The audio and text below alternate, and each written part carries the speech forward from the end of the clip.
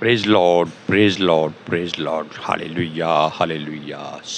सबको जय मसीह की। परमेश्वर, हमारा परमेश्वर जो सबका परमेश्वर है, उसका पुत्र यीशु मसीह, यीशु नासरी, यीशु गलीली, जो राह, जीवन और सच्चाई है, वो पिता से हमारे लिए और आपके लिए दुआ करता है।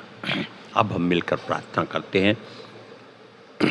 हे पिता परमेश्वर, सृष्टि के मालिक और खालिक, हे यहोवा, हम आपका धन्यवाद करते हैं कि आपने अपने बच्चे को और अब बाकी लोगों को, सबको संभाल के रखा, एक नया दिन जीने के लिए दिया और अपने बेटे जीसस के चरणों में सबको उंडेल दिया, ताकि जो उस पर विश्वास करे वो अनंत जीवन पाए और जो ना विश्वास करे वो नाश हो जाए।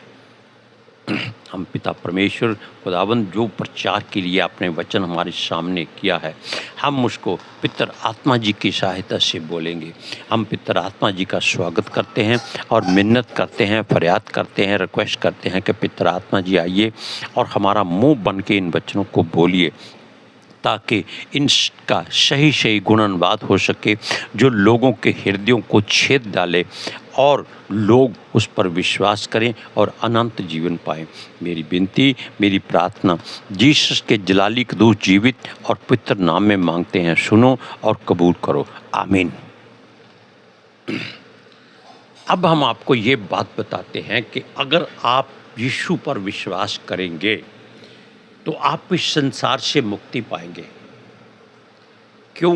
ये संसार धन दौलत को अपना रब और अपना मुक्तिदाता और अपना उद्धारकर्ता मानता है, जो परमेश्वर की जगह में क्या है? मिट्टी है।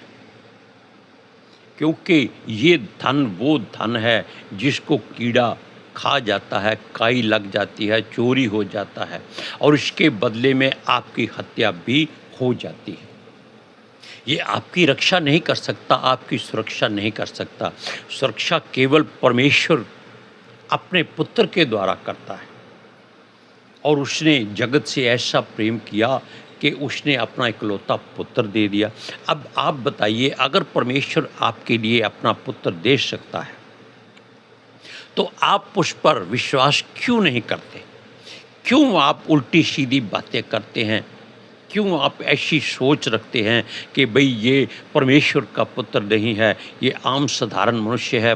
और यही बात फरीसी और सदूकी और यहूदी भी कहते थे, जो परमेश्वर के विरोध में बातें करते थे। हालेलुया। क्यों करते थे? इसलिए करते थे क्योंकि उनको अपने मूसा पर और अपने आप पर बहुत ज़्यादा भरोसा था और वो संसार के ज्ञान से इस तरह भरपूर थे कि वो इस बात को मानते ही नहीं थे कि यीशु मसीह है। वो चाहते थे कि यीशु खुद अपने मुंह से कहे कि हाँ मैं मसीह हूँ, लेकिन यीशु ऐसी बात नहीं करता था क्योंकि उसको पिता ने हुक्म नहीं दिया था। पिता ने उसको कहा कि जब तक तेरी ताड़ना ना हो जाए, जब तक तुझे क्रूस की मृत्यु ना मिल जाए, ये लोग नहीं जानेंगे कि तू सचमुच यीशु मसीह परमेश्वर का पुत्र है और परमेश्वर की ओर से भेजा है और इनके लिए भेजा गया है। लेकिन ये अगर ना माने तो इनके लिए कोड़े की मार है और अधोलोक का घर है। क्योंकि ये लोग, हम आपको एक वचन पढ़कर सुनाते हैं, यूहन्ना की इंजील 10वां अध्याय उसका 19-20 वचन, जिसमें लिखा है, इन बातों के कारण यहूदियों में फिर फूट पड़ गई। यानी कि जो यहूदा गोत्र के लोग थे वो ही यीशु के बैरी ज़्यादा थे। घर का भेदी लंका ढाई, ये संसार की खुद की बात है। Hallelujah, praise Lord. और ये बात यीशु मसीह जानता था, लेकिन उसने कभी उनको उलाहना नहीं दिया था कि तुम ऐसी बातें क्यों करते हो। वो कहता है मुझ पर विश्वास करो, मेरे भेजने वाले पर विश्वास करो और जो मैं काम करता हूँ उनके कारण ही विश्वास करो। कि मैं उसकी ओर से भेजा गया हूँ। ये लोग क्या कहते थे यीशु मसीह के बारे में? बेशक वो इतने चमत्कार करता था। वो कहते थे 20वां वचन, उनमें से बहुत से कहने लगे उसमें दुष्ट आत्मा है। अरे भाई, जो परमेश्वर का पुत्र है उसके पास तो दुष्ट आत्मा खड़ी भी नहीं हो सकती। वो चीखने चिल्लाने लगती है क्योंकि उसमें एक आग है, पवित्र आग है, जो दुष्ट आत्मा दूर से पहचान लेती हैं और भागने की कोशिश करती हैं और उसको हुक्म देती हैं, एक प्रभु हमारा तुझसे क्या काम है? तू परमेश्वर का पुत्र है, तू परमेश्वर का जन है और हमें नाश करने के लिए आया है। और ये बात सत्य है। परमेश्वर शैतान की सारी समर्थ को नाश करना चाहता है और वो नाश करके रहेगा। अब दूसरी बात, उसको कहते हैं वह पागल है। देखो, लोग परमेश्वर के पुत्र को पागल कहते हैं। आप अगर अपने किसी ओहदेदार को, यानी कि चाहे वो आपका ऑफिसर है, मान लीजिए पुलिस ऑफिसर है, क्या आप उसको पागल कह सकते हैं? आप छुपके से भी नहीं कह सकते, क्योंकि दीवारों के कान होते हैं। कोई ना कोई जाकर उसको बता देगा भाई फलाने फलाने आदमी ने आपको पागल कहा। होगा क्या? वो आप पर कई तरह के इल्ज़ाम लगा के आपको जेल में डाल देगा। क्यों? वो अपना असली पागलपन दिखाएगा कि हाँ, मैं तुमको बताऊं कि मैं पागल हूँ।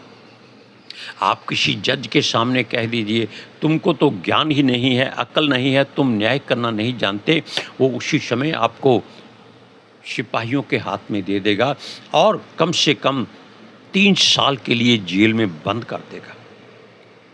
और वहाँ उसको किताबें दी जाएंगी कि ये पढ़ो ताकि आपको मालूम हो जाए कि जज की ताकत क्या है, उसके वचन में पावर क्या है। अरे जब उसके वचन में पावर है, जो परमेश्वर का पुत्र यीशु मसीह है, उसके वचन में कितनी पावर होगी। एक बात और सुन लीजिए, वो कहते हैं उसकी क्यों सुनते हो? शैतान के लोग यही चाहते हैं कि मसीह लोगों की बात ना सुनी जाए। जब वो मसीह लोगों की बात नहीं सुनना चाहते तो यीशु मसीह को कैसे वो सुन सकते हैं? वो नहीं सुन सकते। वो चाहते हैं कि अगर हम यीशु के पास आए तो फौरन हमें करोड़ों रुपया मिल जाए, हमारे घर में बेटे पैदा हो जाएं और हमारी हर आवश्यकता पूरी हो जाए, हमें नौकरियां मिल जाएं, हमारे वीज़े लग जाएं। क्या यीशु मसीह ऐसी बातें करता है? नहीं। वो कहता है मैं शांति का पुत्र हूँ, मैं आपको शांति देता हूँ। शांति जो संसार देता है वैसी शांति नहीं देता, क्योंकि जो उसका धन वचन है वो कहता है उसको अपने हृदय में रखो। वो उस वचन जो है वो ऐसा धन है जो बढ़ता जाता है, कभी घटता नहीं है। उसको चोर चोरी नहीं कर सकता, उसको कोई डाकू छीन नहीं सकता। और उसके बदले में अगर आपकी हत्या हो जाती है तो यीशु मसीह आपको अनंत जीवन देने का वादा करता है। वचन में परमेश्वर के द्वारा कहा कि जो कोई उसके पुत्र पर विश्वास करेगा वो अनंत जीवन पाएगा और जो विश्वास ना करेगा वो नाश किया जाएगा। इसलिए आप अगर पाप में भरे हुए हैं, कोई बात नहीं, आप चिंता मत करें। वो आपको अपने लहू से धोकर शुद्ध कर देगा, आपके सारे पाप मिटा देगा, आपको सुख और विश्राम देगा, चैन की नींद देगा। वचन कहता है जब तू लेटेगा तुझे भय ना लगेगा, जब तू लेटेगा तुझे सुख की नींद आएगी। वो कहता है तेरी सुरक्षा वो तेरे आने और तेरे जाने में हमेशा करता है। तू अपना सब कुछ बिना ताला लगाए छोड़ के उसके सहारे चला जा, जब तू वापस आएगा तुझे एक भी वस्तु खोई हुई नहीं मिलेगी। क्यों नहीं मिलेगी? क्योंकि उसके स्वर्गदूत आग से भरे होते वहाँ उसकी सुरक्षा करते हैं। हालेलुया। अब देखिए वो कहते हैं इसकी क्यों सुनते हो? अरे भाई, अगर उसकी सुनोगे नहीं तो आपको मालूम कैसे होगा कि वो परमेश्वर की ओर से भेजा हुआ है और परमेश्वर का पुत्र है। और यीशु ने उनको ये बातें इसीलिए पहले कही थी ताकि ये लोग उस पर विश्वास कर लें और अनंत जीवन पाएं। लेकिन वो जीना चाहते ही नहीं थे, वो केवल यही चाहते थे कि उनके लिए केवल बड़े बड़े ओहदे हों, लोग उनको नमस्कार करें और उनको परमेश्वर का भेजा हुआ जन समझें। किसको? यहूदी और फरीसी अपने आप को चाहते थे। सुनिए, इसलिए वो उनके साथ ज़्यादा बहस नहीं करता था, बात नहीं करता था। वो उनको जो बात कह देता था उसके बाद वो वहाँ से हट जाता था ताकि ये लोग आपस में वाद विवाद करें, क्योंकि वहाँ लिखा है कि उसके ऊपर लोगों ने, उसका 21वां वचन है 10वां अध्याय यूहन्ना की इंजील, लोगों ने कहा, यानी कि कुछ लोग उनमें से अलग हो गए जो उसकी सच्चाई को जान गए। वो कहते थे ये बातें ऐसे मनुष्य की नहीं जिनमें दुष्ट आत्मा। आप जान जाइए, ये सच्चाई है। आपके संसार में लोग दुष्ट आत्माओं की बहुत पूजा करते हैं, आराधना करते हैं, उनको बलिदान चढ़ाते हैं। और ये बात हम भी पहले करते थे, लेकिन हमें प्रभु यीशु मसीह ने अपने दास जीएन बाजवा के द्वारा एक धार्मिक व्यक्ति जो संसार के धर्म को मानता था, उसके सामने हमारा जीवन बचाया और वो ही हमारे जीवन को बचाने का कारण हुआ। हम उसका धन्यवाद करते हैं और बाजवा साहब के लिए दुआ करते हैं कि परमेश्वर उनको उसके जीवन में हर तरह की आत्मिक सुख, आत्मिक शांति दे और उनको अपने कामों में इस्तेमाल करता रहे।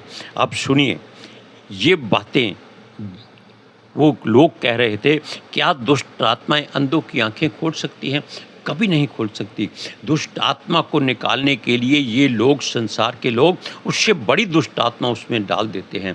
यानी कि यीशु का वचन पूरा होता है, वो कहता है जब मनुष्य से दुष्ट आत्मा निकल जाती है तो वो सूखे स्थानों में घूमती फिरती है और पश्चाताप करती है कि मैं वहाँ से क्यों निकल आई।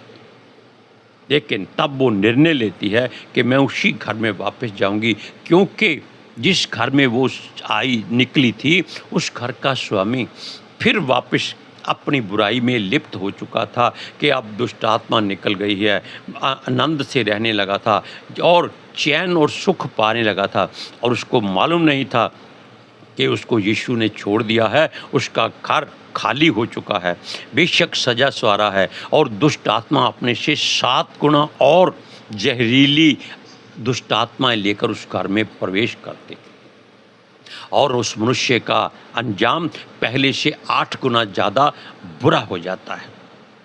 इस बात को आप जान लीजिए। अगर आपने यीशु मसीह को मान लिया है, आप पर दुख आएंगे, आते हैं, हम पर भी आते हैं। कभी कभी वचन पढ़ने को मन नहीं करता, दिल उदास रहता है, उच्चंड हो जाता है, कामकाज की चिंता नहीं है, क्योंकि इस उम्र में ज़्यादा काम नहीं चाहिए, परमेश्वर का साथ चाहिए, पितर आत्मा जी का अभिषेक चाहिए और शांति चाहिए जो परमेश्वर की ओर से मिलती है और संसार का किसी भी तरह का प्यार नहीं चाहिए।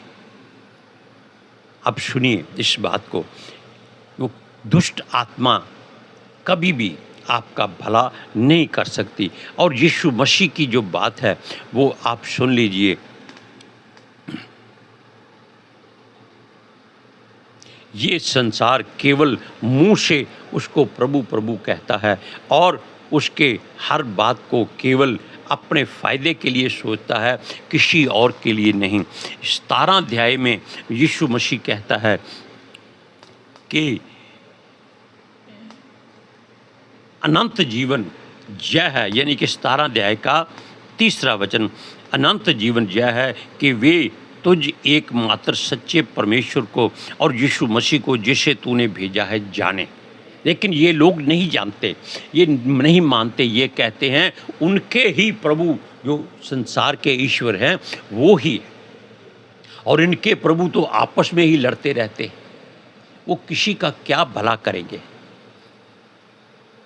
हमारा प्रभु यीशु मसीह शांति का दाता है, वो आपको कभी दुखी नहीं होने देता, किसी बात की घटी और कमी नहीं होने देता। हालेलुया! लेकिन परमेश्वर का प्रिय पुत्र एक बात कहता है, जो उसके अपने नाम के लिए निमित्त परमेश्वर की ओर से अधिकार दिया गया है। वो कहता है, इसका 11वां वचन 17वां अध्याय, मैं अब जगत में ना रहूँगा, परंतु मैं वे जगत में रहेंगे। कौन? जिसको उसने चुना है, जिसको परमेश्वर ने उसके हाथों में दिया है। और मैं तेरे पास आता हूँ, क्योंकि यीशु मसीह क्रूस के बाद पिता के पास चला गया था। सुनिए, हे पवित्र पिता, अपने उस नाम से जो तूने मुझे दिया है, उसको क्या नाम दिया गया था? इम्मानुएल, जिसका अर्थ है परमेश्वर हमारे साथ, और वो कभी हमें नहीं छोड़ता। और जो पितर आत्मा जी दिए गए हैं, वो हमें कभी नहीं छोड़ती, चाहे हम कैसे भी गंदे क्यों ना हो जाएं। अगर आप फिर साफ होना चाहते हैं, अपने मन को साफ कर लो, बस नहाने धोने की जरूरत नहीं है। वो कहता है, उनकी रक्षा कर कि वे हमारे समान एक हों। यीशु क्या चाहता है कि हम लोग जो परमेश्वर के वचनों को मानते हैं, पिता और पुत्र के साथ एक हो जाएं। यीशु 12वां वचन कहता है, जब मैं उनके साथ था तो मैंने तेरे उस नाम से जो तूने मुझे दिया उनकी रक्षा की। नाम यीशु मसीह, जो आकाश के नीचे और धरती के ऊपर केवल एक ही नाम है। हालेलुया! क्षमा कीजिएगा, क्षमा कीजिएगा। आप सुनिए वचन पूरा। मैंने उनकी चौकसी की और विनाश के पुत्र को छोड़ उनमें से कोई नाश नहीं हुआ, इसलिए कि पवित्र शास्त्र में जो कहा गया है वह पूरा हो। यानी कि विनाश का पुत्र उसने किसको कहा? यहूदा इस्करियोती को, जिसे वो जानता था, जिसके उसने पैर भी धोए थे और उसको प्रभु भोज में हिस्सेदार भी बनाया था। और वही उसका घर का भेदी उसको मरवाने के लिए पहले ही उसके साथ रखा गया था। यानी कि जब आप परमेश्वर के साथ जुड़ जाते हैं, प्रभु के हो जाते हैं, तब ऐसा होता है कि आप लोग परमेश्वर की हर बात को मानते, जानते और सोचते हैं और उस पर चलने की कोशिश करते। लेकिन परमेश्वर छोटी सी सुई आपके साथ चुभ होता रहता है, ताकि आपकी थोड़ी थोड़ी ताड़ना होती रहे, ताकि आप परमेश्वर को भूले नहीं। जब आपको दुख होगा तब ही आप परमेश्वर की ओर मुड़ेंगे, वैसे आप कभी उसकी ओर जाने की कोशिश नहीं करेंगे। आप परमेश्वर को तब ही याद करते हैं जब वो आपके लिए कुछ थोड़ी सी ताड़ना देता है, आपको सुई चुभा देता है, आपके पैर में कांटा चुभ जाए, आप तब तक लंगड़ा के चलेंगे जब तक आप उस कांटे को निकाल नहीं देंगे और उस पर मरहम पट्टी लगा के उसका इलाज नहीं करेंगे। इसलिए अपने उस जख्म को जो प्रभु की ओर से मिला है, जो प्रभु की ओर से मिला है, यीशु के लहू से धोइए, परमेश्वर के वचन की पट्टी बांधिए और परमेश्वर का अभिषेक की दवा खाइए, ताकि पितर आत्मा जी का आत्मा आप पर मंडलाए और आपको शुद्ध, पाक और पवित्र करे, ताकि आप परमेश्वर की हुजूरी में खड़े होने के लायक हो जाएं। अपने पापों को मानते रहिए, गलतियां होती रहेंगी, क्योंकि आप मनुष्य हैं, आप मनुष्य हैं। इसलिए आप इस बात का ध्यान रखिए कि आप ईश्वर परमेश्वर के लिए हैं, क्योंकि आप उसके मंदिर हैं। आप उसके ऐसी सोच लीजिए कि वो पौधे हैं जो परमेश्वर ने नदी के किनारे लगाए हैं, जिनके पत्ते कभी नहीं मुरझाते, जिनके फल अपनी ऋतु में हमेशा आते रहते हैं। Hallelujah, praise Lord. इस बात को जानिए कि प्रभु आपका जीवन है, आपका साथी है, आपका जीवन देने वाला है। राह, सच्चाई और जीवन ही हमारा प्रभु यीशु मसीह है। Hallelujah, praise Lord. अब इस बात के लिए हम आपको ताकीद करते हैं कि आप प्रभु यीशु मसीह पर विश्वास कीजिए और अनंत जीवन पाइए। अब हम मिलकर प्रार्थना करते हैं।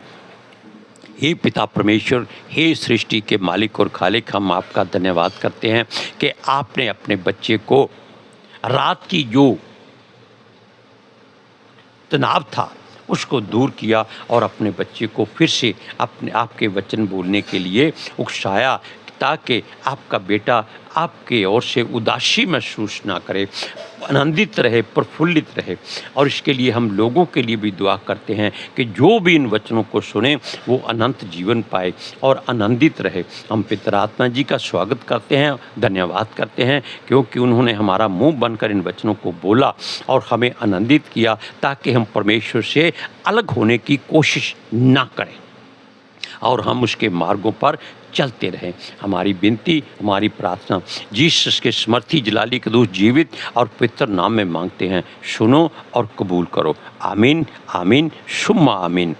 Hallelujah, praise Lord. सबको जय मसीह की।